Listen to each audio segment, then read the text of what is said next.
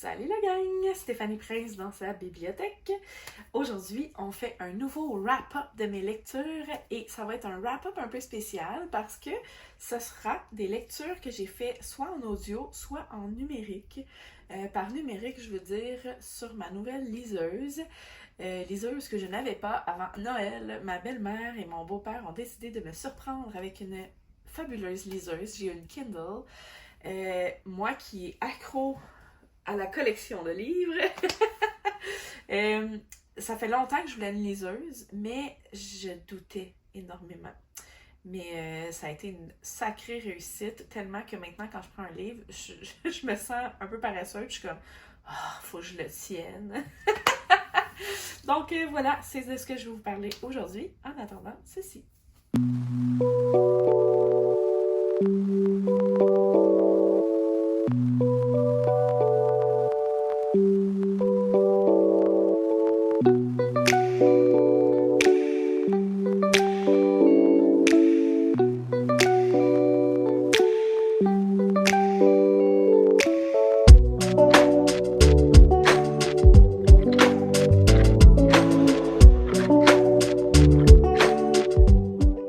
Donc attention, on commence en force.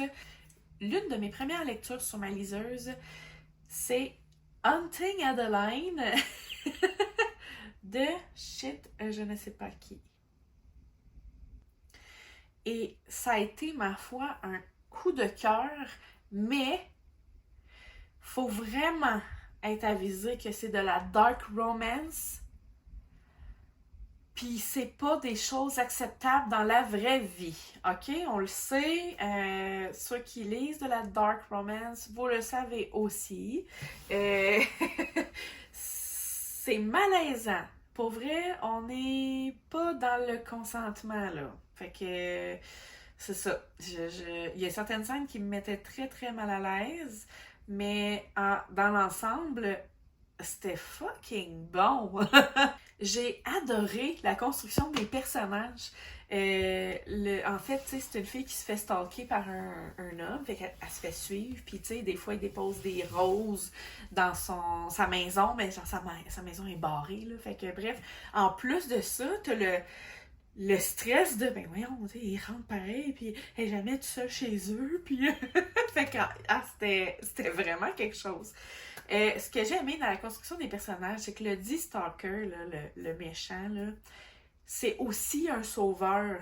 C'est un Dexter des temps modernes. Fait que, tu sais, d'un côté, il agit comme ça avec elle, puis de l'autre côté, il sauve des femmes et des enfants du trafic humain.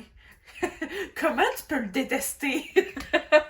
Donc bref, j'ai vraiment adoré que ce soit en plusieurs. Là. C'était une construction de personnage géniale pour pas qu'on fasse juste le détester puis le trouver dégueulasse. On dirait que parce qu'il joue le rôle d'un sauveur d'un côté, ça nous fait accepter plus ce qui se passe de l'autre côté. Puis là, c'est là que je parle du manque de consentement là, auprès de...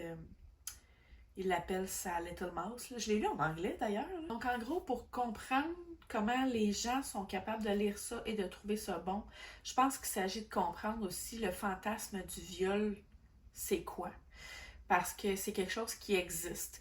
Dans les banques de vidéos pornographiques, exemple, le mot qui était plus recherché avant, c'était ça. Maintenant, ce n'est plus légal et heureusement, dans le sens où on ne veut pas nourrir la jante masculine. Je vais dire ça comme ça. On veut pas nourrir l'envie de la jante masculine de faire ça parce que c'est vraiment pas juste de croire qu'une femme veut se faire violer. Ce qui est excitant dans le fantasme du viol, c'est que l'homme abandonne tous ses valeurs et tous ses complexes tellement il te veut, tellement tu es désirable. Fait que ce qui est apprécié dans le fantasme du viol, c'est vraiment pas le viol, c'est d'être tellement désiré que. Mais ce qui vient après le que, c'est vraiment pas désiré. Dans le roman, là, j'en venais vraiment à avoir peur du stalker.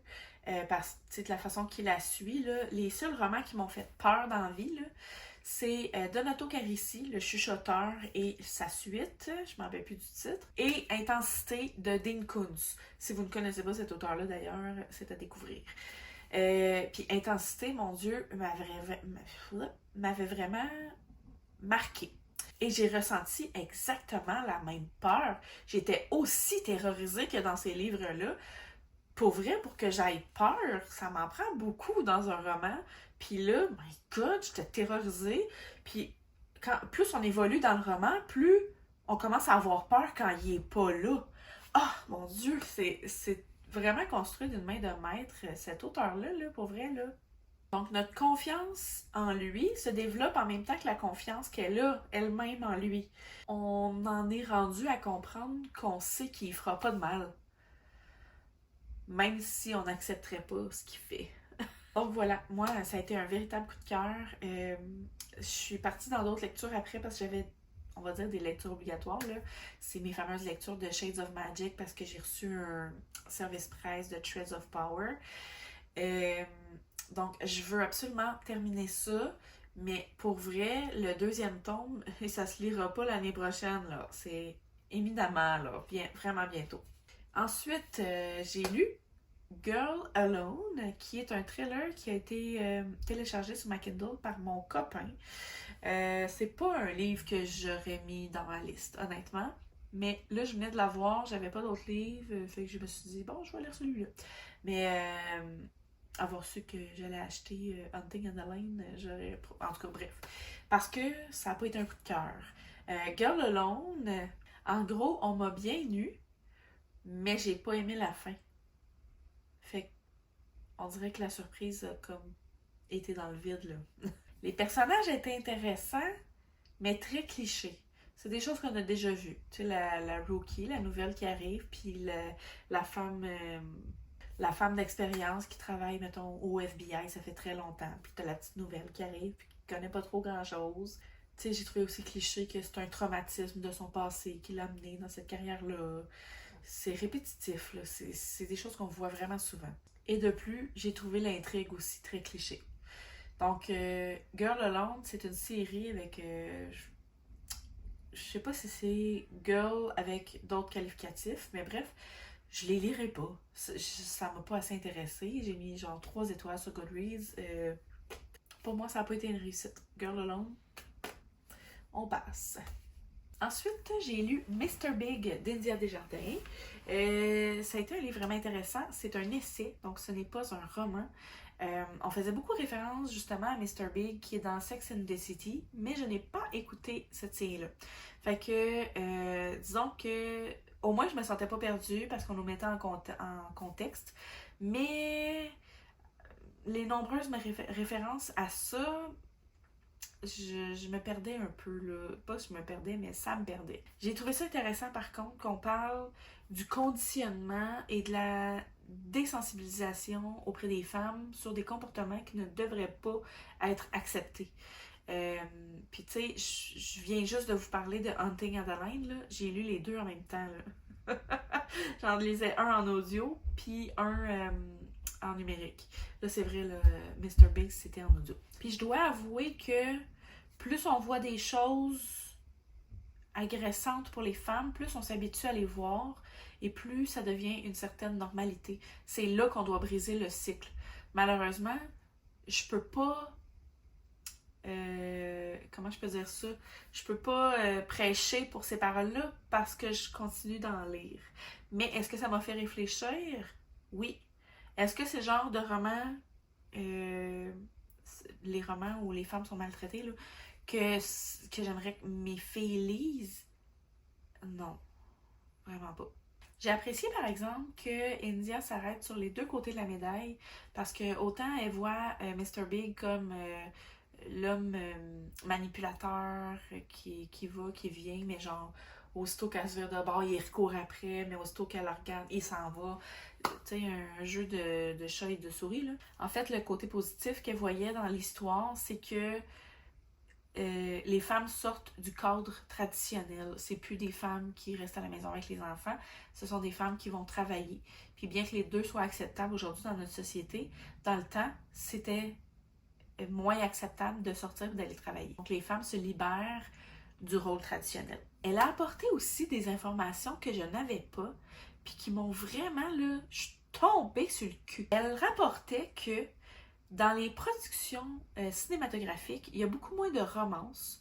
En fait, je vais parler au Québec, c'est pas vrai, parce que aux États-Unis aussi, c'est un fait. Mais c'est surtout parce que je sais pas en Europe de quoi ça a l'air, puis si vous sortez encore énormément de romances. Mais bref, il y a moins de romances qui se produisent et plus de films de super-héros. Super-héros qui, en passant, sont des hommes. Elle nous expliquait ça par la difficulté de la romance de s'ajuster à chacune des cultures. Donc, c'est différent des super-héros. Les super-héros étant c'est vendeur, c'est ce qui vend le plus, là. C'est avec ça qu'ils font des millions, peut-être même des milliards. Fait que il y a moins de romances, on est rendu plus avec des films de super-héros, on a moins la vision et le ressenti des femmes. C'est quand même quelque chose à nommer et à réfléchir, là. Elle nous parle aussi de l'évolution du happy end. Avant, ça devait absolument terminer bien. Fait que malgré tous les comportements malsains qui se passaient pendant l'histoire, on devait avoir une belle fin. Fait que la femme devait finir avec l'homme qu'elle aime ou l'homme qu'elle aime depuis des années, là. Fait que ça faisait en sorte qu'on acceptait ces comportements-là parce que la fin est heureuse. On s'entend que si on avait vu la vie de cette femme-là, après que finalement elle sort avec l'homme, yeah, ça aurait peut-être pas nécessairement bien viré, là. À moins qu'il vire de tour, puis que finalement c'est un homme parfait, puis il est à l'écoute de ses besoins, puis il exprime ses émotions calmement. Puis... Bref. Et j'ai entendu parce que c'était un livre audio, qu'il n'y avait pas de scénariste au Québec pour les films de romance.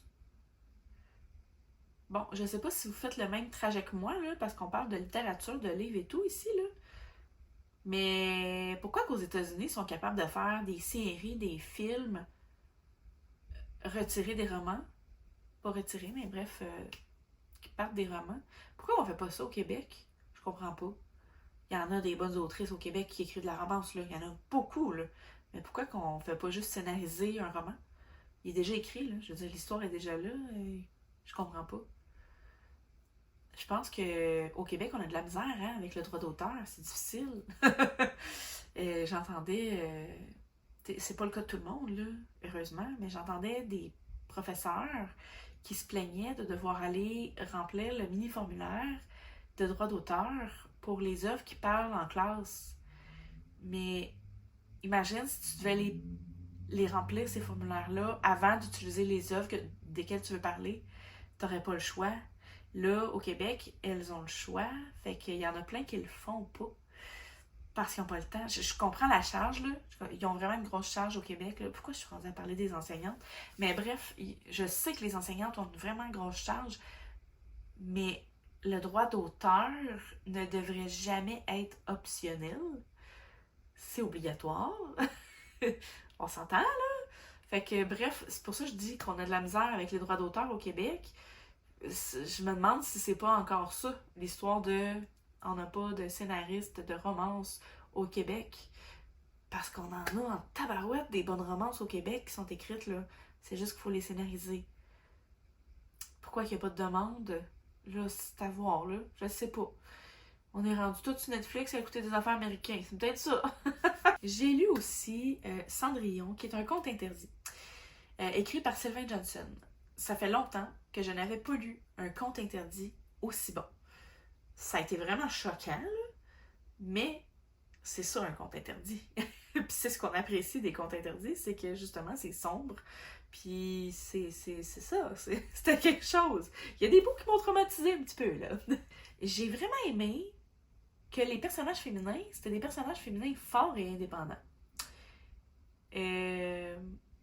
Écrits par un homme. Puis le dernier conte interdit que j'avais lu était écrit par une femme, puis les personnages féminins étaient tous des connes ou des prostituées ou bref, on n'avait pas une belle vision d'elle.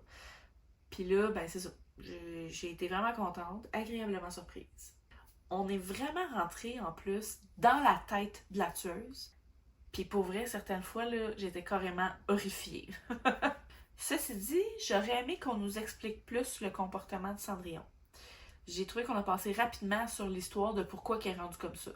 J'aurais aimé qu'on creuse plus. Tu sais, les violences, expliquer, entre autres, pourquoi elle est comme ça, expliquer ses travers. Mais j'ai aussi aimé que Cendrillon n'était pas totalement inhumaine. On avait un petit côté qu'on sentait là, qu'elle était encore là, malgré toutes les horreurs qu'elle faisait. Là, il y avait encore une petite partie d'elle qui ressentait. J'ai bien aimé ça. J'ai vraiment aimé ça. Ouais. Fait que belle réussite, Sylvain Johnson. Un fabuleux conte interdit. Bravo. Sinon, ensuite, on change complètement de registre. On s'en va dans le livre Aleph de Paulo Coelho.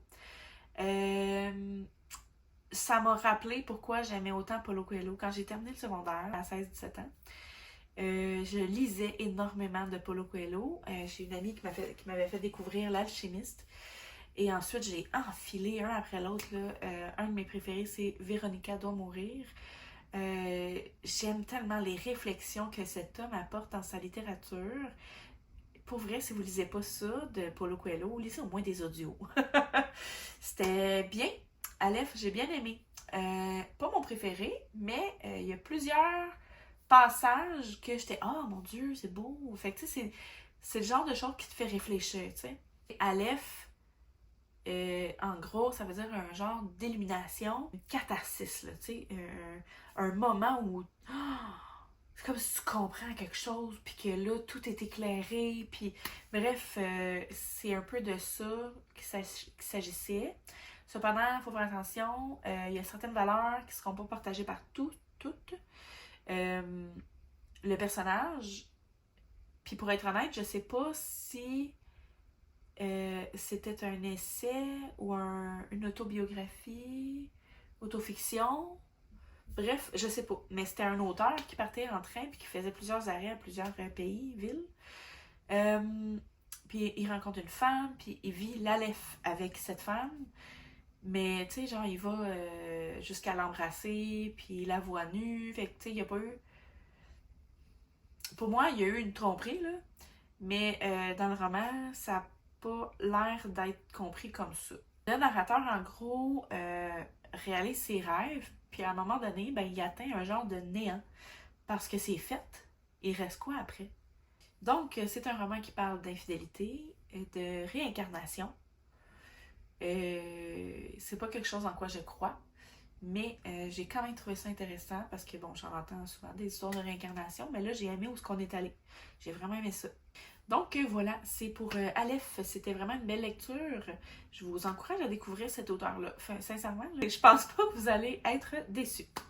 Ensuite, un giga coup de cœur. Le livre que j'ai lu d'elle en audio, il s'agit de L'événement. C'est un livre qui durait comme 1h30. Pour ceux qui lisent des livres audio, ce n'est vraiment pas long, 1h30 pour un livre.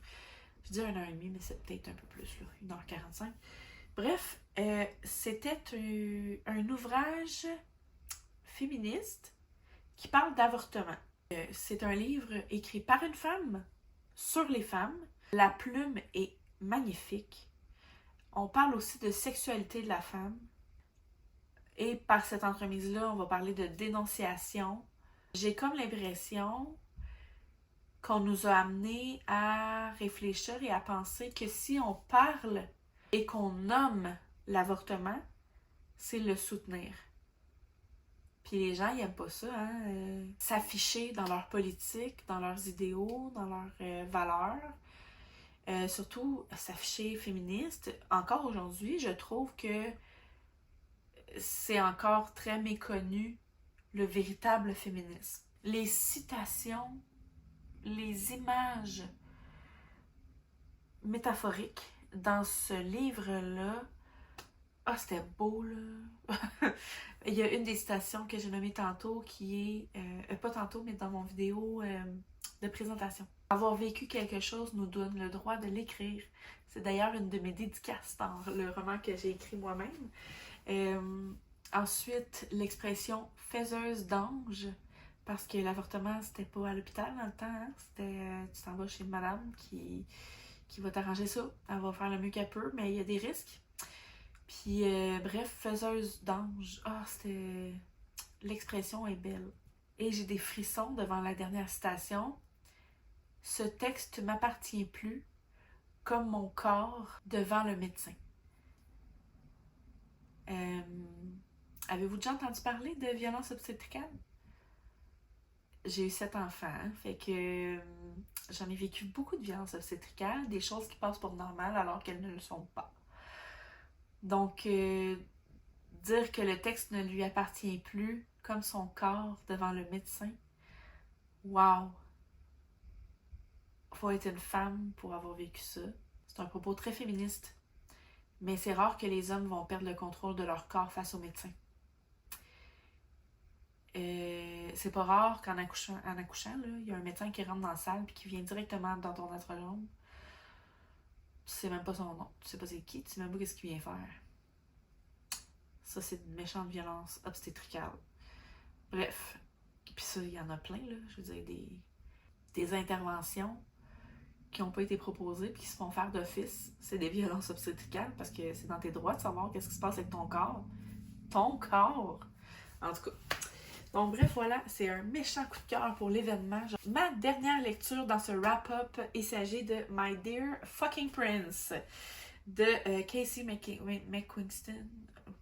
Je vais mettre le livre. La première fois que j'ai lu ce livre-là, je l'ai abandonné parce que je le trouvais trop politique. C'était ma raison, honnêtement.